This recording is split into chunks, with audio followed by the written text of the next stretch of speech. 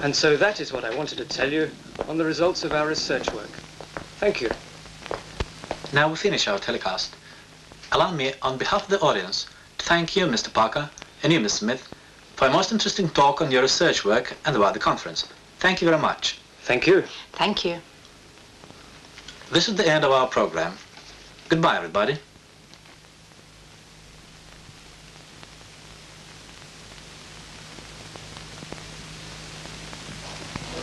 It took us less time than we had expected. We have more than 2 hours left. What about taking a walk along the Neva? Or visiting some other places? What do you say, Professor? I see, Anne. You want to make the most of these 2 hours to get a better knowledge of this country. Of course I do. We've been to Moscow. We've seen Leningrad.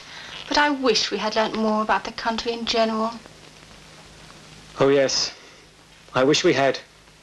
Is there anything wrong? What is it? Can I help you? Oh, Mr. Kotov, you're very kind. But it would take a magician to help us. You know, Mr. Kotov, what the work of a biochemist means? His life is limited to his laboratory. And one is longing to see the world. But most of all, we wanted to see this country. Oh, yes. We wanted to see Soviet Russia. We wanted to see it with our own eyes. We are so fortunate that we've been able to visit the Soviet Union. We've been here for 10 days, and all this time we haven't had a moment to spare. We had a day in Moscow. We spent 3 hours sightseeing in a coach about your capital. Then we came to Leningrad. There's been the conference. We've been meeting our colleagues. We are leaving now, and we still know so little about Soviet people. And we know about your country as little as we did 10 days ago. Now, Professor Parker and myself have been discussing what we are to do during the 2 hours left before our departure. This is just where we need a magician. My dear friends, you must have forgotten that you're at the television studio now. And television is the greatest magician of our times. Let's make use of it. What do you mean? If you don't mind, I suggest seeing some films. And in 30 minutes, you will learn about the Soviet Union more than some tourists will do in a month. Is it possible to do it right now? I'll try to become a magician. I'll do my best to select the necessary films and arrange the show. How wonderful. Do try, Mr. Magician. All right.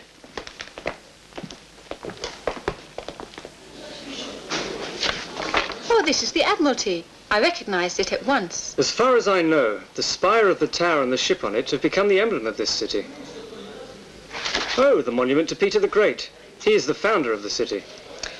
Oh, that's a very beautiful place, the embankment. I've taken several snapshots of it.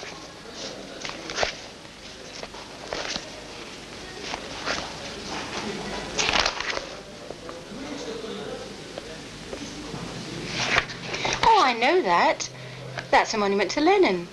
And what building is that? I don't know, we haven't been there. What a great piece of luck. We may go to the theater. They'll show us some films there. Mr. Kotov, is this another Russian miracle? Yes, it is. Mr. Kotov, what building is this? Oh, this is Smolny. In the days of the Great October Socialist Revolution of 1917, this was the headquarters of the uprising. From Smolny, Lenin directed the armed uprising of workers, peasants, soldiers, and sailors. It was here in Smolny that Soviet power was proclaimed. But if you don't mind, I'll go on with my story in the theater. Oh, of course. Let's hurry. This way, please.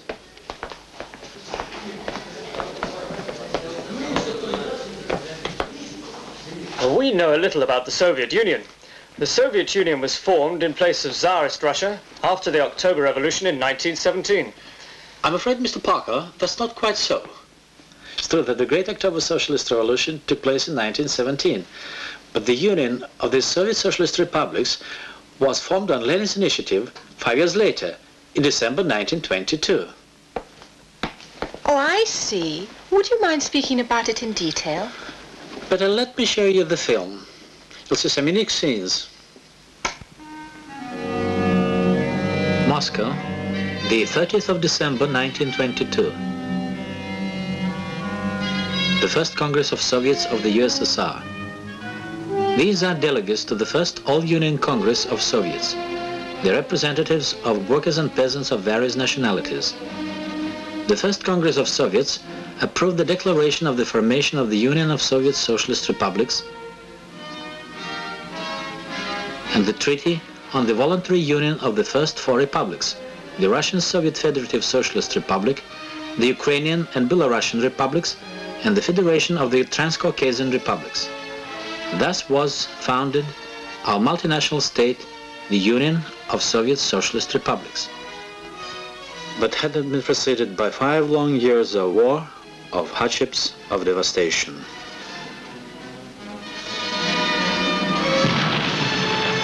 On the 25th of October 1917, Lenin announced the victory of the Socialist Revolution. The first decrees of the Soviet state were the decree on peace. The workers' and peasants' government suggested that all the belligerent countries should start negotiations on peace. The decree on land. Land was proclaimed to be the property of the people and was granted to the peasants. The Declaration of Rights of the Peoples of Russia proclaimed the equality of all the nations and also gave them the right to self-determination up to secession. But the imperialists didn't want to admit the fact of the existence of the state of the working people. Germany occupied the Ukraine, Belarus, and the Baltic countries. American and British troops landed in the north.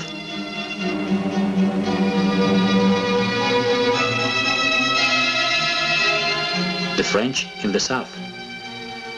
The Japanese invaded the Far East.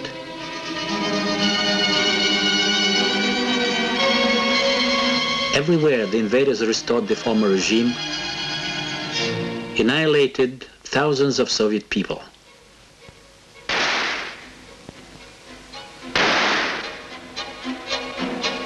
Supported by the invaders, the interior counter-revolution rose in the country.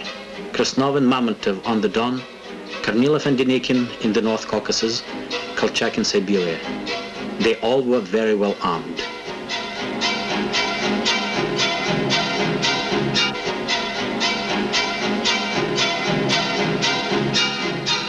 Three-quarters of the territory of Russia were in the hands of the invaders and the White Guard.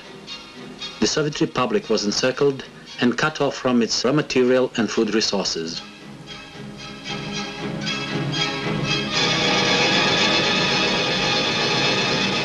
The socialist motherland is in danger.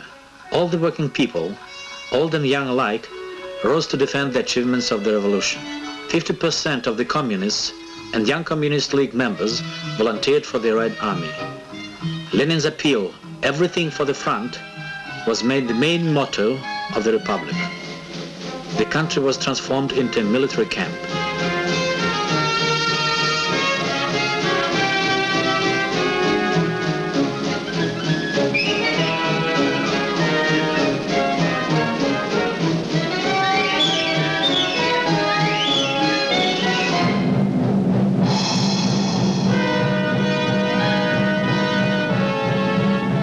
The Red Army, tempered on the battlefields of the revolution, defeated the invaders in the counter-revolution at all fronts, and the victory was won.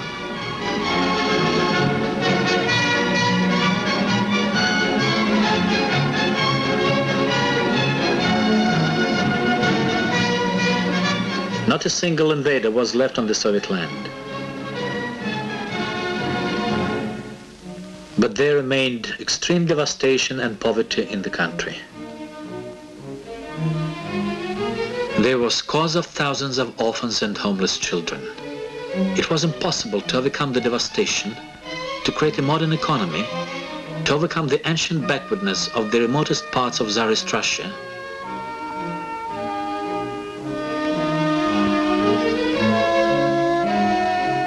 to defend the socialist motherland without uniting the Soviet republics into a single state. Now the Soviet Union comprises 15 Soviet socialist republics enjoying equal rights. They include 18 autonomous republics, 10 autonomous regions, and 10 national areas. Excuse me, Mr. Kodov, but I don't quite understand what is meant by autonomous republics, autonomous regions, and besides by national areas. I'm willing to explain it to you now.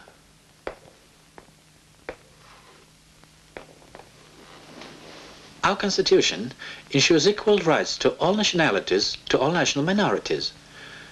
Therefore, Union republics may contain autonomous republics.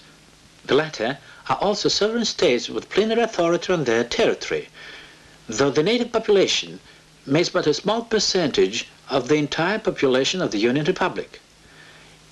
Even the smallest national minorities have their own state formation, such as autonomous regions and national areas. That's clear now. But will you go on with your story? Yes, please go on, chronologically if possible. Then I should be telling you now about the restoration of our destroyed economy. But instead, I'd better return to the year 1920. In that year, on Lenin's direction, the famous Goldar Plan was launched. What a strange name. What does it mean? It's the Russian abbreviation for the plan of the national electrification of Russia. It was the first scientifically based plan, the prototype of our plans today.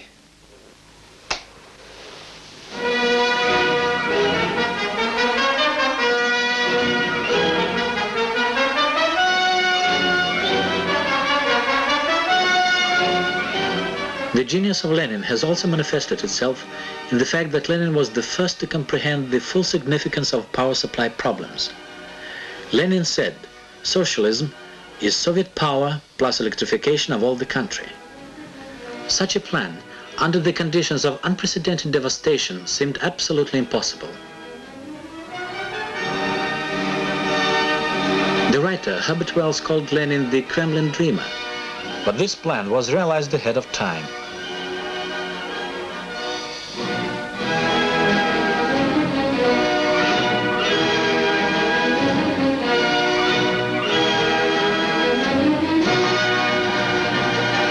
The realization of the first 5-year plans began, which laid the basis for heavy industry, without which we couldn't have retained our independence.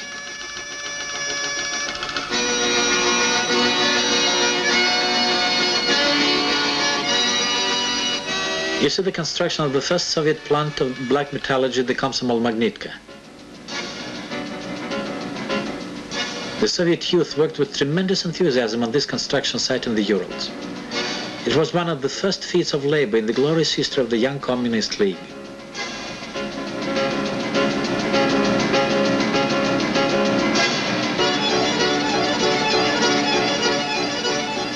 The biggest hydropower station in Europe, Dnieprogas, was built on the Dnieper.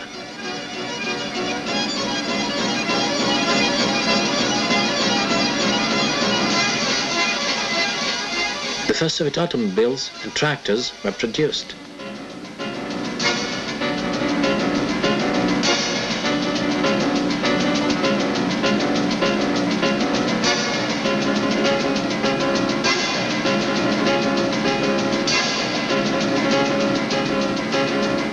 The giant tractor producing plant was built in Stalingrad. The new railway connecting Turkestan and Siberia, Turksib, was built. People, for the first time in history freed from exploitation, worked with enthusiasm. The plans were realized ahead of time with unprecedented rapidity. The best workers were called the Stakhanovites, after the famous miner Alexei Stakhanov.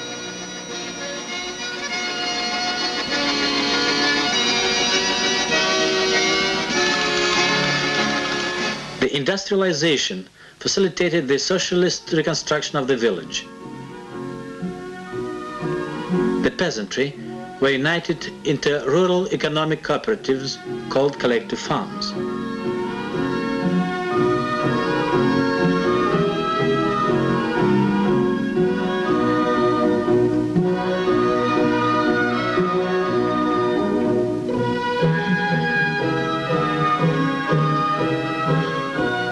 The country struggled against general illiteracy. Everyone went to learn, and by the year 1939, illiteracy had been practically eliminated. What do you mean by total illiteracy? It means that virtually 3/4 of the population of Tsarist Russia could neither read nor write. And among the working people, this proportion was still higher. In the course of 20 years, you've eliminated illiteracy? It's a tremendous achievement. Oh yes, your people have overcome many difficulties. That's right. But the most terrible ordeal awaited us yet. You mean the war? Yes, the Great Patriotic War.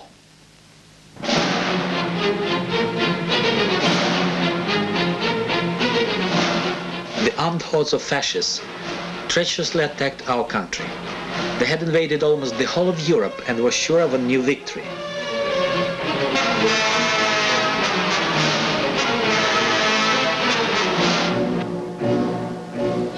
The Soviet people rose to defend our motherland.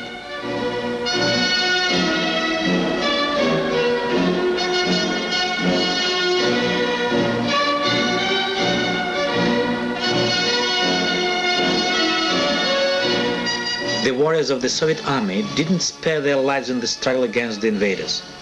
They fought for every inch of our native land.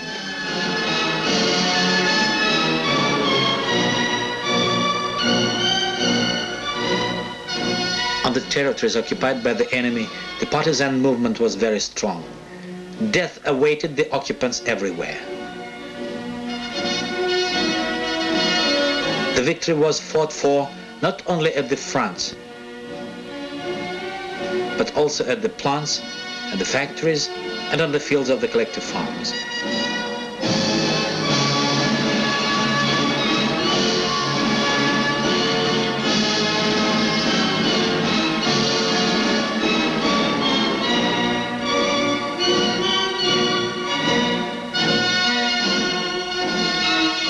By defeating fascism,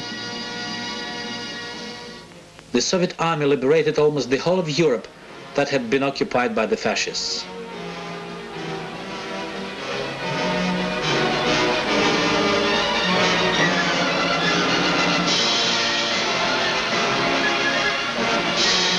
The war annihilated 20 million Soviet people, scores of thousands of towns and villages.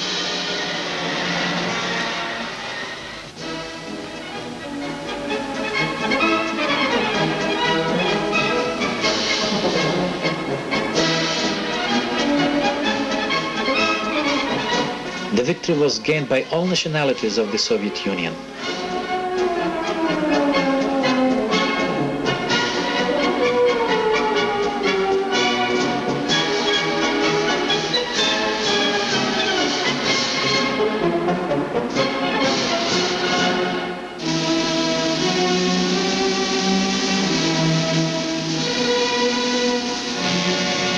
For their service in battle in the Great Patriotic War, military reward was given to 7 million people, representing 193 nationalities of the Soviet Union.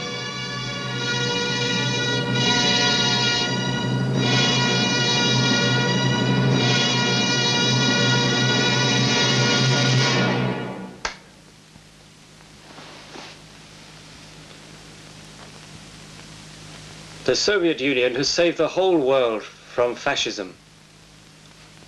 I want to say that we remember it. Oh yes, we do, Mr. Kotov. Believe us, we really do. This is what I'd like to say. The whole world knows what a mighty power your country has become, with a highly developed industry. And your space achievements, they are just striking. Supernatural forces must have helped you. I'm joking, of course. But how can one otherwise explain such unprecedented progress? No, Mr. Parker, no miracles whatsoever.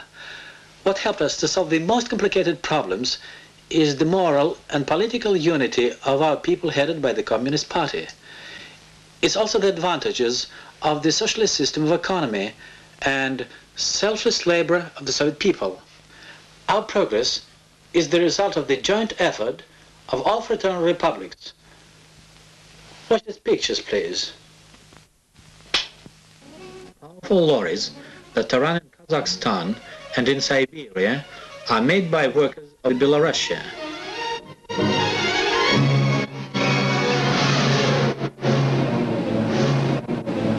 The oil of Siberia and the Tatar Republic reaches the industrial enterprises all over the country by gigantic pipelines.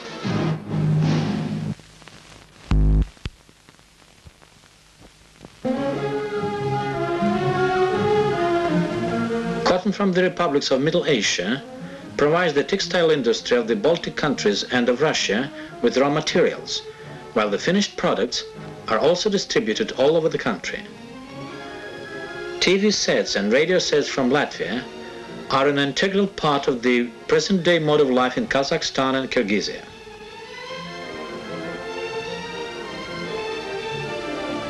During the years of Soviet power, all the Soviet republics have created their own industrial bases and mechanized agriculture.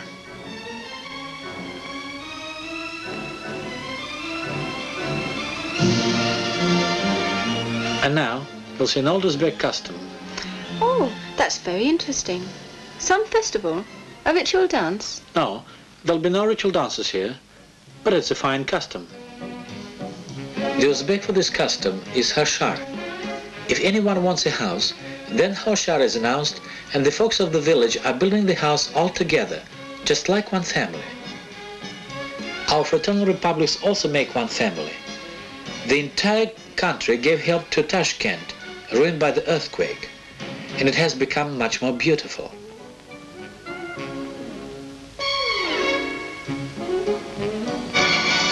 Now the representatives of all the Soviet republics work on every construction site in our country. They also work at the biggest lorry producing plant in the world, the Kama plant, Kamaz.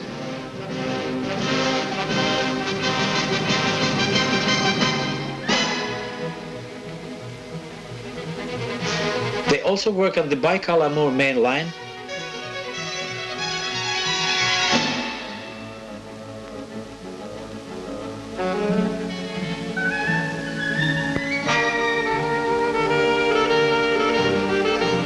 and on the Nurek power station in Tajikistan.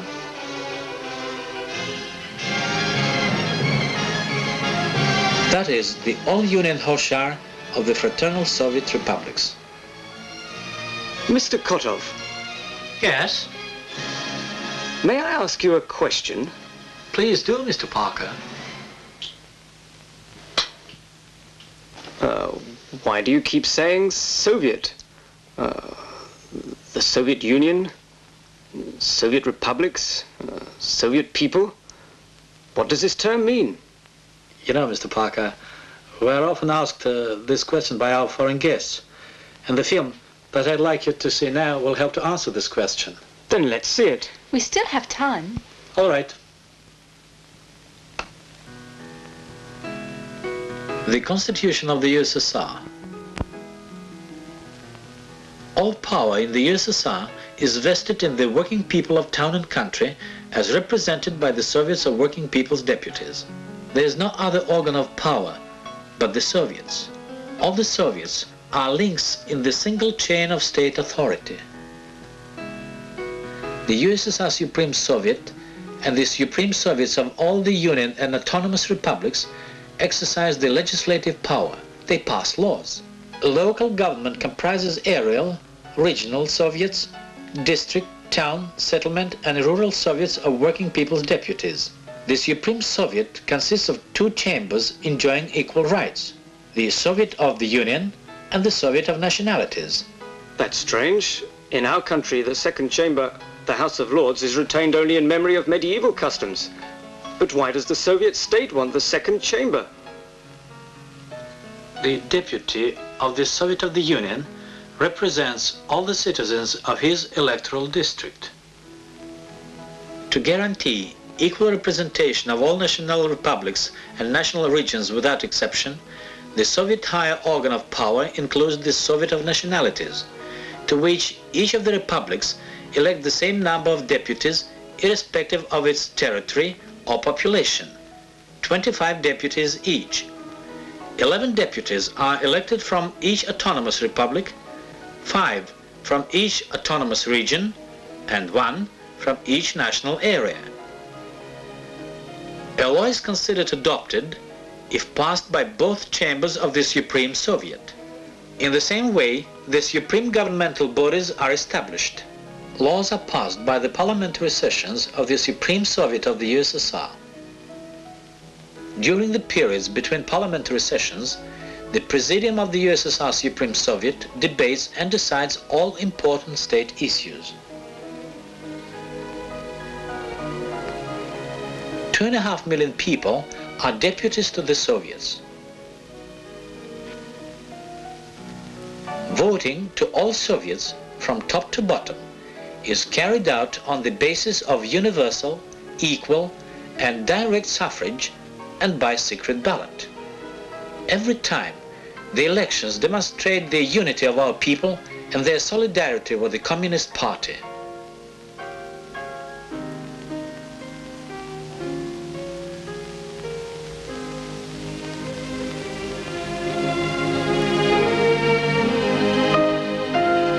Well, Mr. Parker, that's the answer to your question. Thank you. That was really a most exhaustive answer. We still have time, and I could say a few words about education, science and culture. This is just the thing that interests me. I was going to ask you about it. Good. The extension to universal 10-year secondary education is being carried out in the USSR. This means that 10-year schooling will become compulsory for all Soviet children. Higher education in the USSR is free. The Moscow State University. 25,000 students of all nationalities of the Soviet Union study there. Students receive grants. I wonder what the total number of students in the USSR is. Now, there are about 5 million students of colleges of higher education and universities, and including those of technical colleges, that is specialized secondary schools, the total number of students comes up to 10 million. For those who choose arts as their profession, there are various studios, art schools, and special institutes in every national republic.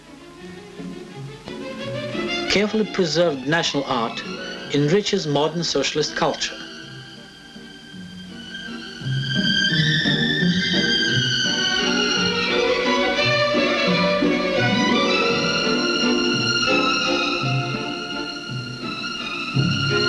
Classical ballet has become a part of the national culture of a people who before the revolution had no idea whatsoever what theater meant.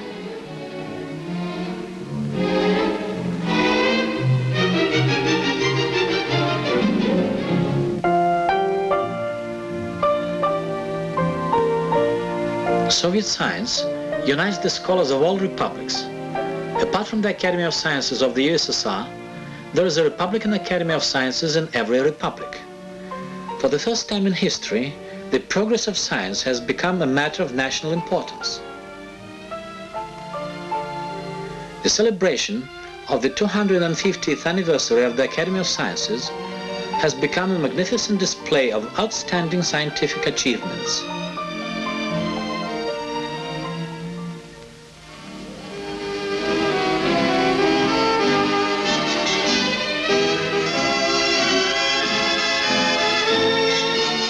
The role of the Leninist Communist Party is always growing in the life of our country. At the congresses of the Communist Party of the Soviet Union, the results of our work are summed up and new important plans are made for building communism in the Union of Soviet Socialist Republics.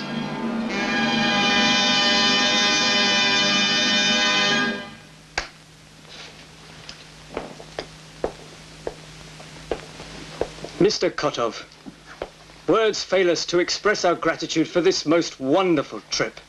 Thank you so much. We've learnt a lot about your country. I'd like so much to see Central Asia, the Transcaucasian republics.